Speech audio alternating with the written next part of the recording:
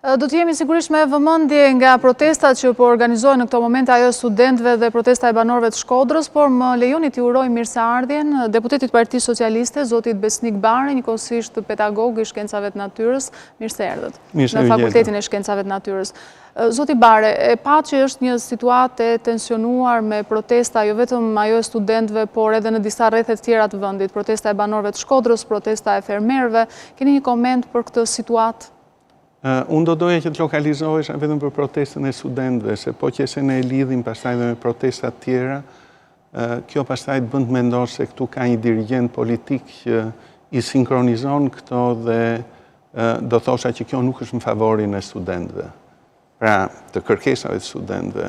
Unë do të ndalesha tek protesta e studentëve për një arsye. Së pari, unë e konsideroj protestën e studentëve një faktor shoqëror shumë pozitiv për shëndetin e shoqërisë shqiptare. Pavarësisht se jemi ose jo dakord me gjithë kërkesat e studentëve.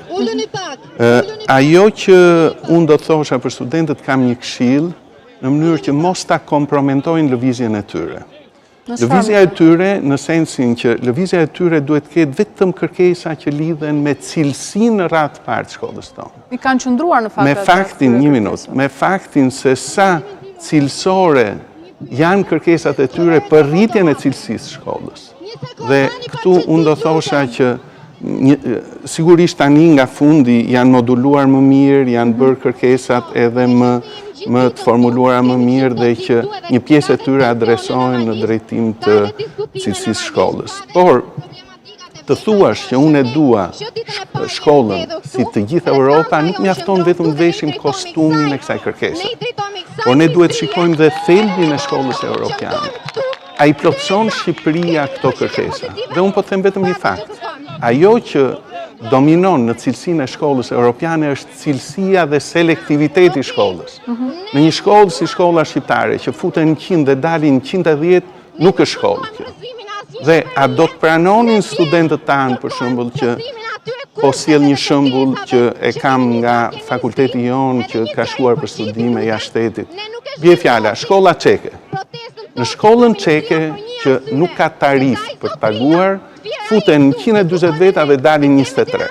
A jemi të përgatitur ne, studentët dhe prindërit, që shkolla jonë të ketë këtë selektivitet, këtë rigorozitet?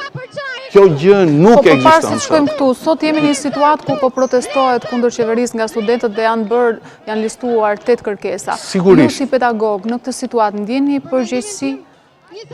Kush e ka faj në këtë situatë? Ku duhet ta gjejmë fajtorin? Unë do thosha që problematika e shkollës nuk është një problematik 1, 2, 3 vjeçare, por është një problematik 10 vjeçare. Dhe këtë gjë qoftë në prononcimet që kam bërë unë, kolegë të mi, profesorë të universitetit, por edhe politikan, tregon qartë që situata në cilën kemi precipituar tash i lidhet me një politikë të mëparshme të gabuar. Po cila është përgjegjësia, duke qenë se qeveria Rama mori përsipër që ta reformonte këtë sistem, sistemin arsimor? Sigurisht që jemi në hapat e reformimit dhe për këtë ka një gjë.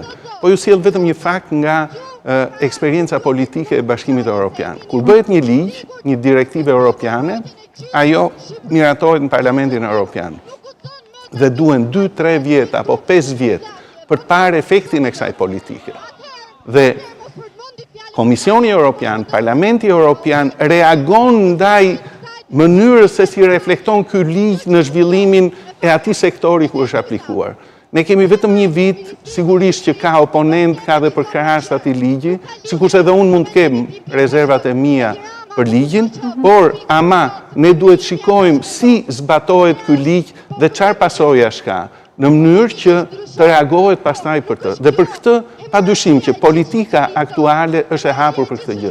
Unë po tek vija rrugës dëgjoja në lajme edhe prononcimin e kryeministit. Dhe them drejtën, mua më bëri përshtypje një fakt. Në një kohë që palestinezët dhe izraelitët që kanë probleme tejet të rëndësishme dhe që kanë bëjnë me, si thuash, me substancën kombëtare të tyre, pranojnë të ulen dhe të negociojnë. Bëhet fjalë gjithmonë më shumë që Beogradi me Prishtinën të ulet dhe të negociojë. Dhe karakteri ultimativ i kërkesave për mua tregon qartë që aty ka një faktor politik brenda që përpiqet të imponohet studentëve për mos lejuar komunikimin. Për këtë mendoni se studentët nuk arrin të realizojnë dialogun? Absolutisht po. Ose në saktë Po si mund të ketë komunikim pa ulur dhe për të parë ti ulu, refuzo të gjitha ato, por dëgjo argumentat dhe pastaj dil prapë në protest. Aq më tepër që në protest nuk thuhet që të ndërpritet protesta dhe të vim të negociojnë. Absolutisht. Ata dalin me një përfaqësi, sa më cilësore e tyre, dhe të shkojnë dhe të ulen dhe të dëgjojnë. Ky është elementi A i demokracisë. Dhe nëse ne këtë e manifestojmë tek pjesa më e re, më e sinqertë, më e lirët e shoqërisë shqiptare, unë jam i bindur që nuk është problemi i tyre, por aty kanë gisht faktor politik që duan destabilitetin e këtij vendi. Në fakt, zoti Bare, sot kryeministri bëri fajtor dhe përgjegjës drejtuesit e universiteteve, rektorët dhe dekanët për këtë situatë. Dhe kjo nuk është hera e parë që ndodh.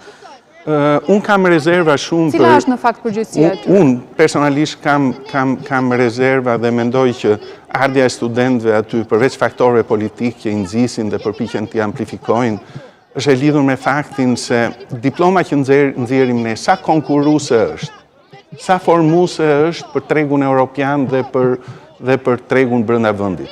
Dhe kjo sigurisht është e lidhur me atë që thash unë përpara, që përpara se të themi që e duam shkollën tonë si gjithë Europa, duhet që shkolla të ketë selektivitet.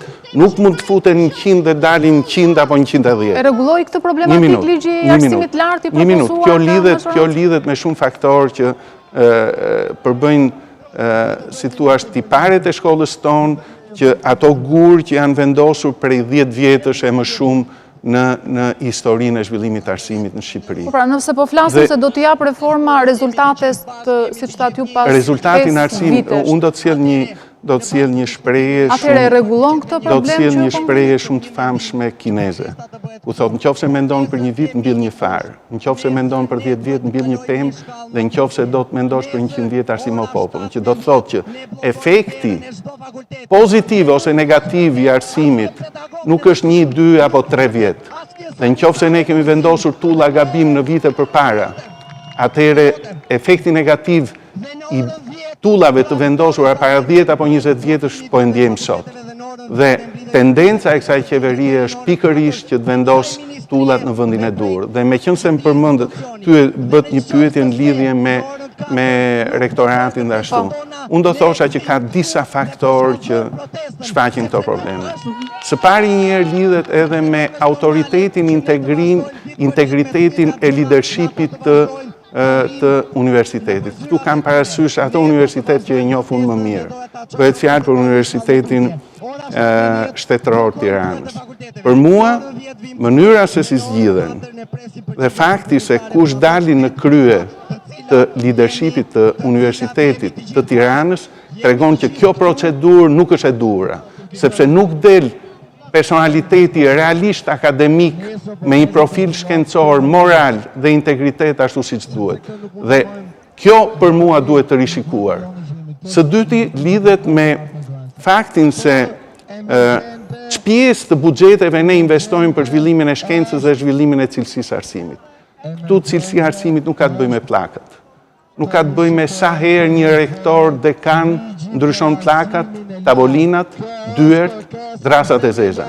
Por lidhet sa cilësor është mësimdhënia dhe cili është kapaciteti i laboratoreve për të mbështetur zhvillimin e përmbajtjes së mësimdhënies. Gjë që për mua lën të dëshiruar në universitet. Dhe pa dyshim pastaj është dhe pjesa tjetër që mendoj që ka ardhur koha që qeveria shqiptare, pa dyshim rektoratet që e kanë mendjen vetëm te tenderat e mirëmbajtjes, por të fokusoj dhe të investoj një vlerë të konsiderueshme, të pa investuar ndonjëherë deri tani në lidhje me zhvillimin e nivelit shkencor të mësimdhënies dhe punëve të pavarura, punëve shkencore që bëjnë pedagogët në universitet. Si është shpenzuar parat që deri më tani buxheti i qeverisë i akordon universiteteve? Universiteti ka pavarësi financiare. Për fat keq, ajo që vërej unë investohen në drejtime që për mua vën një pikë pyetje shumë të madhe dhe për mua kontrolli i lartë i shtetit duhet ta ketë në fokus të tij për të parë si shkojnë dhe në që raporte janë këto investime të bëra në drejtim të ndryshimit të pllakave dhe dyerve në raport me atë që bëhet për cilësinë e mësimdhënies. Dhe të gjitha këto për mua ndikojnë në mungesa e një autoriteti shkencor, moral, me integritet, pa dyshim bën që, dhe nuk dua të bëj krahasime këtu midis rektorit sot me rektorët që ka patur dikur ky universitet që kanë qenë autoritet të padiskutueshëm, shkencor, me integritet dhe pa dyshime dhe moral. Kërkesat e studentëve, zoti Bare, janë 8 të listuara. Një prej tyre tashmë është zgjidhur. Mbeten edhe 7 të tjera. Unë mendoj që kërkesa e parë ishte plotësisht legjitime e tyre. Një student i cili ka paguar tarifën për kace, edhe pse tarifat në universitetet e Shqipërisë janë shumë të ulta se të vendeve fqinj, për atë malit të zi, të Maqedonisë, të Bosnjë-Hercegovinës apo të Serbisë. Edhe pse janë më të ulta, unë mendoj që ai pavarësisht se ka bartur një lënd, ai duhet që të futet pa pagesë përsëri, të paktën minimalisht një herë. Ndoshta edhe herën e dytë, por unë mendoj që nuk duhet lënë pa limit kjo. Po ju sjell një fakt shumë të thjeshtë. Në universitetet gjermane që nuk paguhet, thuhet tarif. Pavarësisht se studenti merr borxhe, merr kredi për të vazhduar studimet dhe këto i paguan pastaj kur del në punë apo dhe në Shtetet Bashkuara të Amerikës. Në qoftë se ju ngelni në një lënd 3 herë, atëherë ju preashtoheni nga ajo degë dhe nuk keni të drejtë të futeni në një degë e cila përmban këtë lënd.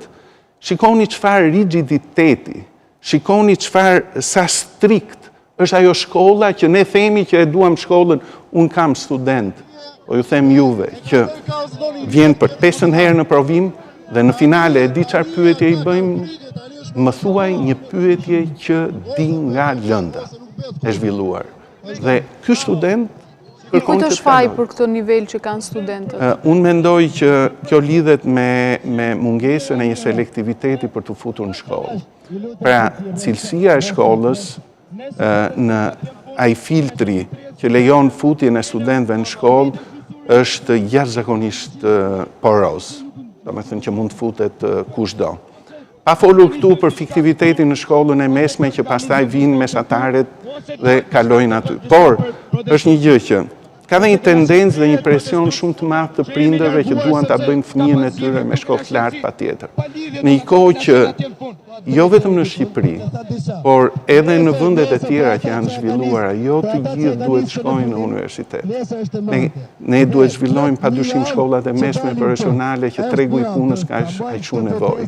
Unë si prind nuk kam interes ta fus fëmijën tim patjetër qoftë edhe me paterica në universitet për të marrë atë shkollë, në një kohë që ajo është humbje kohe për fëmijën, është humbje kohe për mua dhe para për mua si prind, por njëkohësisht është humbje kohe dhe shpenzim parash për shoqërinë shqiptare, për ju që jeni në këtë emision, për atë kameramanin e gjithë tjerët. Zoti Bare, do të pyes, kërkesat e studentëve janë ekonomike, duhet të kërkojnë përgjysmim të tarifave. Ata shprehen se kanë të pamundur që të paguajnë këtë tarifë, e cila thonë se është dyfishuar në fakt, është rritur me ligjin. Njëherë për mua tërheqja e një sitashimi që për mua ishte një vendim i gabuar, i marrë nga ana e tyre për tarifimin kur kanë të bartur lëndën dhe kërkesa e studentëve e konsiderohet plotësisht e drejtë.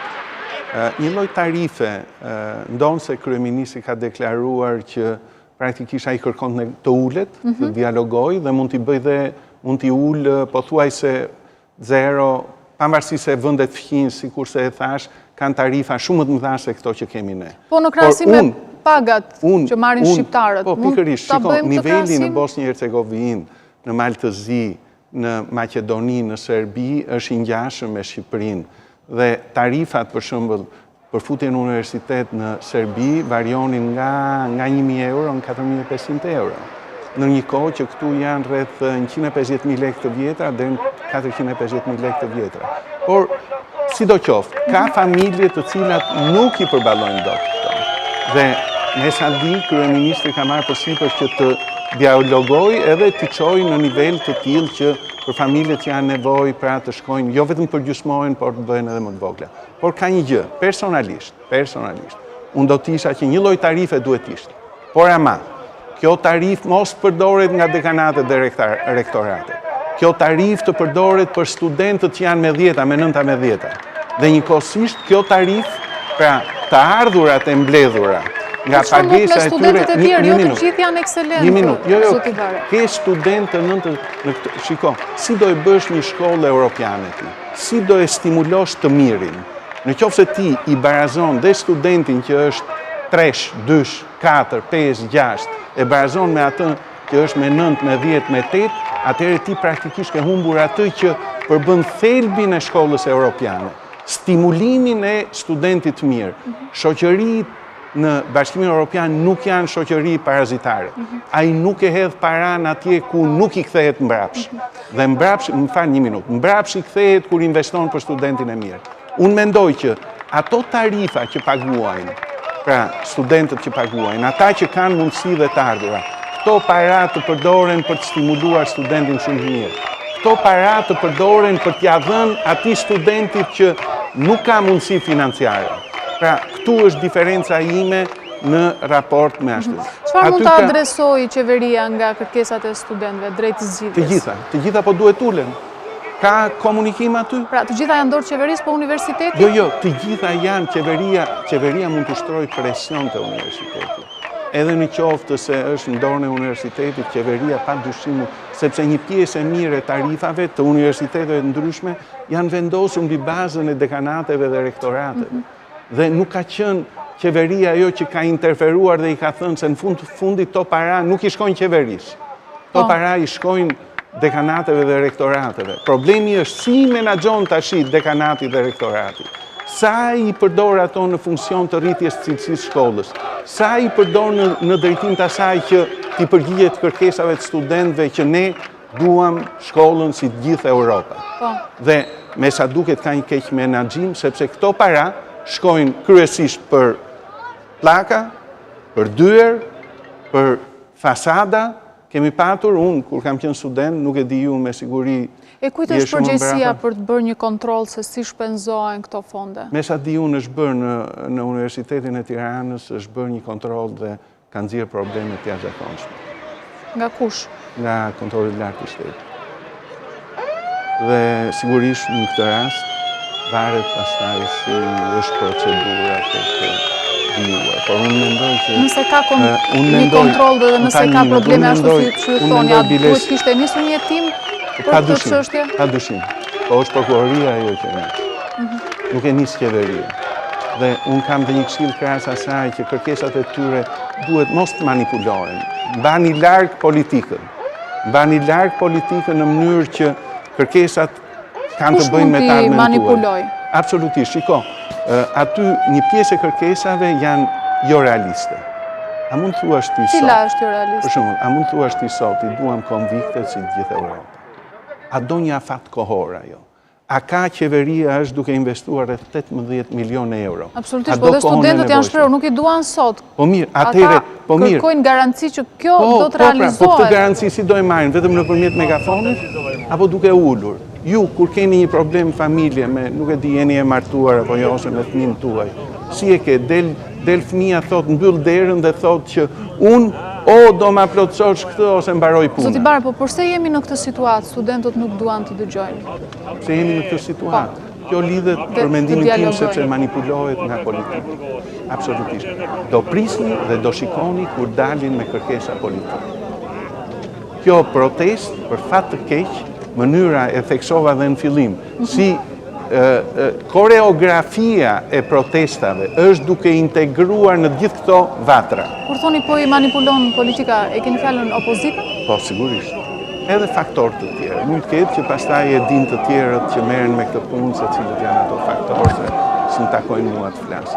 Mënyra se si po dirigjohet ku njëri del lexon dhe të tjerët në kor flasin, përsërisin deklaratën e tij, në të gjitha vatrat ku po ndodh kjo tregon që ka një koreograf unik. Megjithatë, ajo çka kemi parë edhe drejt për drejt është se protestuesit në fakt i kanë larguar partitë politike. Në aparencë, por me sa duket s'po e përballojnë dot presionin e tyre. Edhe kam dhe një këshill për domethënë studentët, që të përpiqen të jenë sa më të drejtë, sa më të ndershëm me kërkesat e tyre. Njëkohësisht edhe me denoncimet. Kam konstatuar krahas personave që realisht mund të jenë të komprometuar si emra profesorësh në drejtim të korrupsionit, se korrupsion ka dhe në universitet dhe ka. Dhe këtë e din fare mirë edhe kolegët ndërmjet tyre e din se kush është ai që merr para apo nuk merr para. Për fat keq kam vënë re një apo dy emra të cilat nuk janë të tillë, por me sa duket faktor jashtë studentëve kanë ndikuar që të shfaqen dhe emrat e tyre. Në këtë mënyrë, duke bashkuar ujërat jo të pastra me pjesë, me njerëz që kanë integritet, që kanë mbaruar jashtë dhe kanë votime pafund dhe që në kolektivin e kolegëve kanë një emër shumë të mirë, të dalë emri aty për mua kompromenton vetë atë lëvizje. Kështu që ajo që do i thoja studentëve është mos lejojnë në mënyrë spontane të futen emra pedagogësh e tjerë, si të korruptuar e tjerë. Ato që duhet jenë aty duhet jenë shumë të konfirmuar. Zoti Bare, në këtë situatë sepse për mua kjo i ngjan pastaj një gjuetie shtrigash që praktikisht në vend që ti ndihmoj ata do i kompromentoj dhe i dëmton. Juve në këtë situatë nëse do të ishit në opozitë, çfarë do të bëni? Do përpiqesha gjithmonë për pastërtinë e kërkesave, racionalitetin dhe padyshim që do dialogoja. Dhe theksoj dhe një herë që duhet fokusuar në rritjen e cilësisë së shkollës, jo në liberalizimin dhe degradimin e saj. Më fa një minutë, e di çfarë problemi ka shkolla jonë? Një nga problemet e mëdha që e bën të ndryshme nga Bashkimi Evropian, liberalizimi dhe degradimi. Dhe njëkohësisht ajo që i mungon shkollës tonë, që duhet jetë tipari themelor i shkollës, selektiviteti. Si ka ardhur ky degradim që jemi në këtë situatë? Ky degradim thash nuk vjen për 1, 2, 3 vjet. Mbyllja e universiteteve, biles për mua, personalisht, unë mendoj se duhet mbyllen dhe një sër universitetesh tjera. Sepse praktikisht... Private apo publike? Private, por edhe publike, çka pas nuk e dia ekzistojnë sot, jo në Kukës, jo në Peshkopi, jo padyshim që duhet mbyllur. Po ju them një fakt, në Belgjik, që ka një popullsi më të madhe se Shqipëria, ka vetëm 9 universitete dhe ato janë publike. Dikush mund të thotë, po kemi në Anglinë universitete private. Mos harroni që ka një kulturë tjetër dhe ne mund të gjejmë vërtet modele që ekzistojnë në vendet zhvilluar, por ne duhet që të shikojmë funksionojnë në realitetin shqiptar apo jo. Unë sot di nga universitete private, ashtu sikur se ndodh që marrin dhe provimet apo diplomat jo me merit edhe në universitetet publike, di në universitete private që janë po prap fiktive. Dhe ne këtë duhet ta skanojmë prapë. Nuk mbaron shkolla vetëm me një fakt ose reforma, që mbyllëm 2-3 universitete, apo 5, apo 6, apo 7 universitete, dhe universiteti duhet parë ç'produkt nxjerr, sa selektiv është, dhe njëkohësisht sa i përgjigjet tregut punës. Prisni zoti Bare ndoshta dorëshën nga ndonjë rektor, dekan apo shef katedre? Po të vësh re rektorët pak janë fokusuar studentët e rektorët, dekanët apo shef katedrës.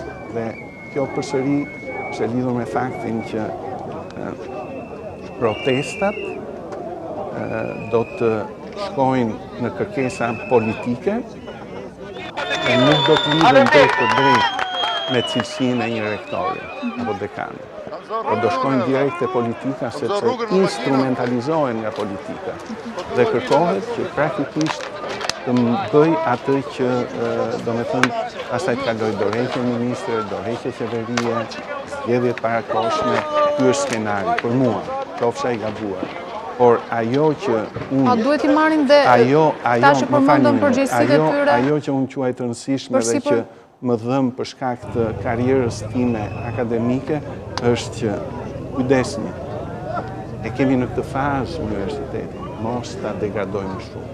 Përkundrazi, shkojmë përpara në drejtim të rritjes forcimit dhe kjo ka një lloj dhimbje, sepse thash dhe njëherë, nga 100 studentë që futen, duhet dalin 30, 40, 50. Si shkohet drejt këtij forcimi që ju thoni? E garanton ligji i arsimit të lartë? Shiko, formalisht i garanton. Problemi është në sëmundjen që kemi ne si shoqëri shqiptare. Po them, në çdo provim që ka një pedagog, për çdo student ose për një pjesë tyre ka ndërhyrje të jashtëzakonshme. Ka ndërhyrje, presion, jo po të vjen tjetër të thotë që aman, ta marrë këtë provim pavarësisht ka dorëzuar fletën e bardhaj.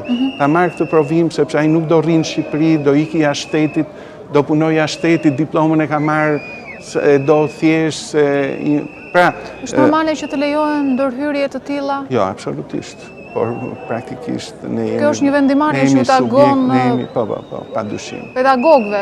Nëse ata vendosin që kjo të mos ndodhë më, besoj do të sjell edhe një fakt nga një koleg shumë i nderuar, shumë i nderuar në Fakultetin e Shkencave të Natyrës, nuk po e përmend emrin për arsye etike, i cili para ca kohësh më thoshte këtë fakt.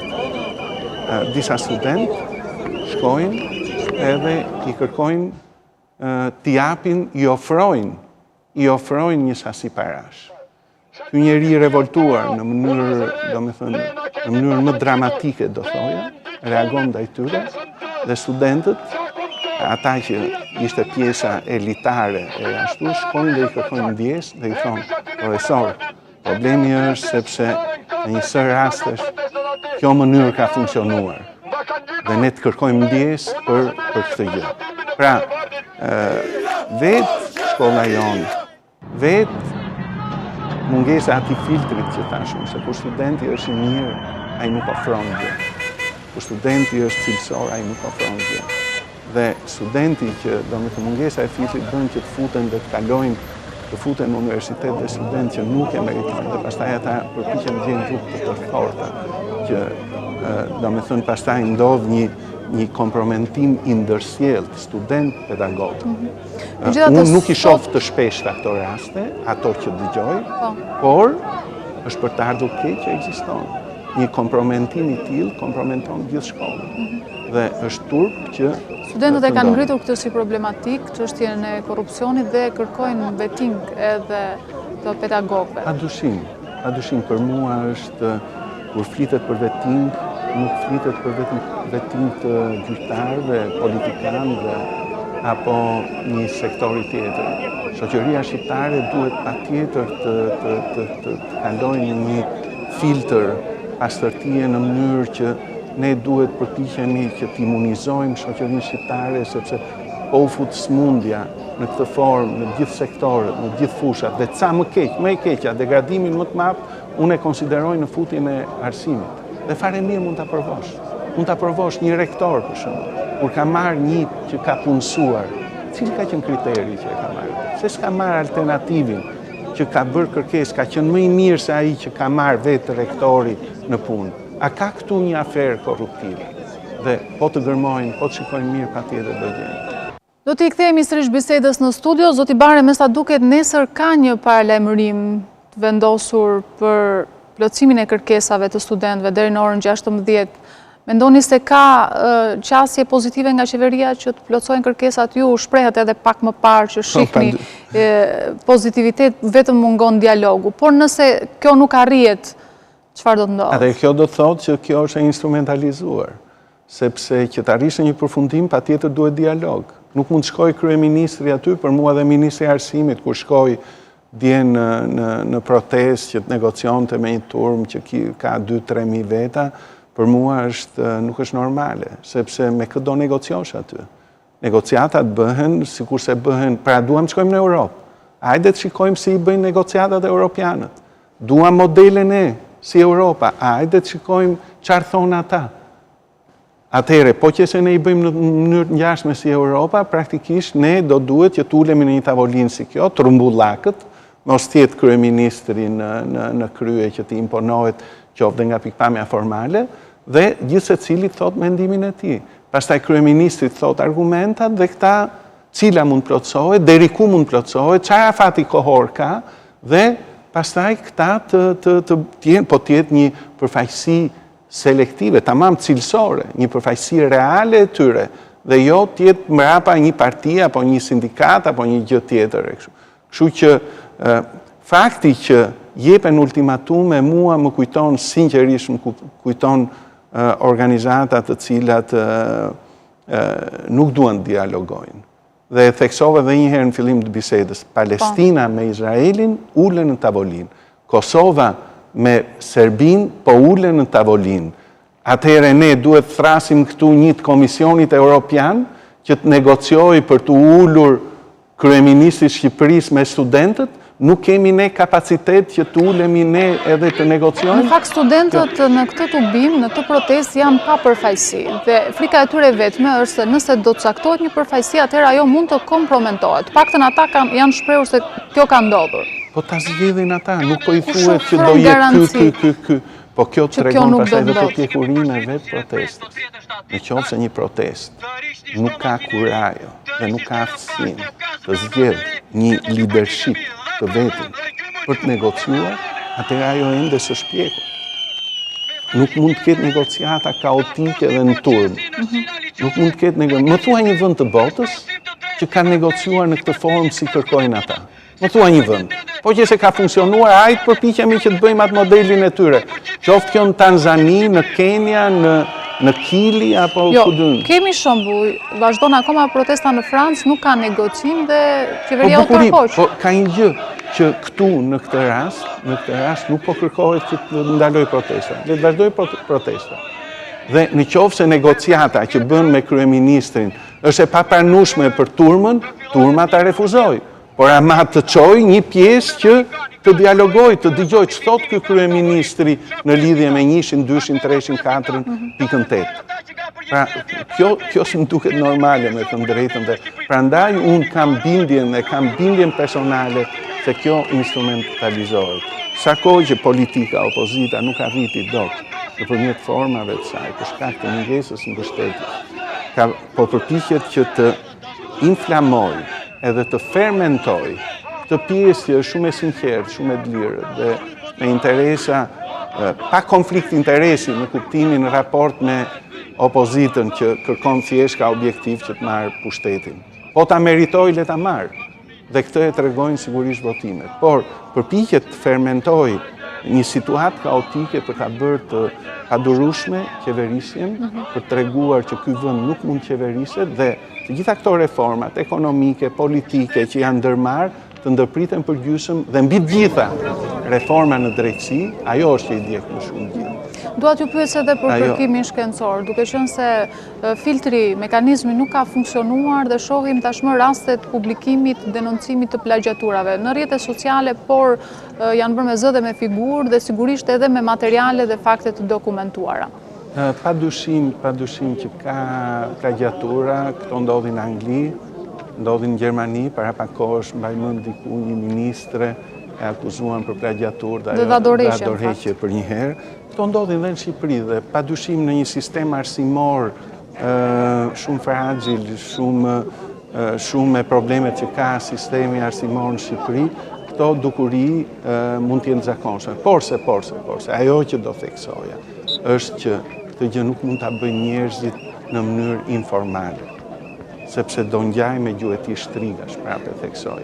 Këtu duhet ketë një komision legjitim, ligjor, i cili vlerëson. Le të futen dhe këta persona që janë protagonistë të marrin pjesë në këtë komision. A është një komision që bën vlerësimin e doktoraturave? Kjo do të thotë që ka kaluar në filtrin e këtij komisioni, diçka nuk funksionon. Po, ky komision është e vështirë që të bëj këtë lloj kontrolli. Është shumë e vështirë, shikon vetëm pjesën formale. Dhe ka një gjë për mua që duhet bërë shumë kujdes. Duhet parë në pjesën teorike për shembull, sa ka plagjatur dhe a ka referenca apo jo në lidhje me materialet e shkruar aty. Dhe ajo që e dallon, që e bën autentik një disertacion është pjesa eksperimentale. Ajo pjesë është që jep autoritet dhe që vendos nëse një punim meriton të marrë atë pretendim që ka apo jo. Dhe kjo është pjesa eksperimentale, sa originale është, me çfarë teknikash është shkryer, përfundimet e nxjerra, çfarë tiparesh originale ka mjedisi ku është eksperimentuar në raport me punimet ngjashme të vendeve tjera, e kështu me radhë. Megjithatë, nëse do të bënim një paralelizëm, kjo quhet kopim. E çfarë ndodh kur kopjon një student, dhe çfarë duhet ndodh kur kopjon edhe unë e thash një doktorant pastaj? Mungesa e autoritetit të një pjesë të leadershipit të universitetit, ka dyshimi i bën studentët që mos të kenë respekt për vetë leadershipin e universitetit. Por ajo që do thoja unë është që në universitet jenë njerëz, pedagogë të jashtëzakonshëm që punojnë në kushte relativisht jo ndihmuese nga pikpamja e zhvillimit të punës shkencore. Po për këto raste dhe për ta përmbyllur, a duhet kishte një reagim institucional sepse nuk ka si në Gjermani për plagiaturat? Po shiko, unë e theksova në një herë. Unë mund dalë si individ, mora një program dhe bëj vlerësimin e një punimi dhe marr një punimin tuaj dhe ju akuzoj juve që keni plagiatuar. Por unë sjell vetëm një pasazh të pjesës teorike ku ju keni thënë diçka që në fakt ke vendosur dhe referencën në lidhje me atë lloj punimi ose atë lloj teksti që ti ke marrë. Dhe në këtë rast unë nuk kam autoritetin, po t'ja lëm këtë spontanitetit. Ajo që unë do thoshe për Ministrinë e Arsimit dhe për universitetin është që ata duhet me urgjencë të ngrënë një autoritet kombëtar për të vlerësuar këtë problematikë dhe mos i lihet në duar njerëzve spontan, qofshin të drejtë ose jo të drejtë. Pra, kjo duhet të ketë ky lloj komisioni që do i quaj komisioni i etikës, duhet patjetër të marrë një status ligjor. Faleminderit zoti Bare për këtë intervistë.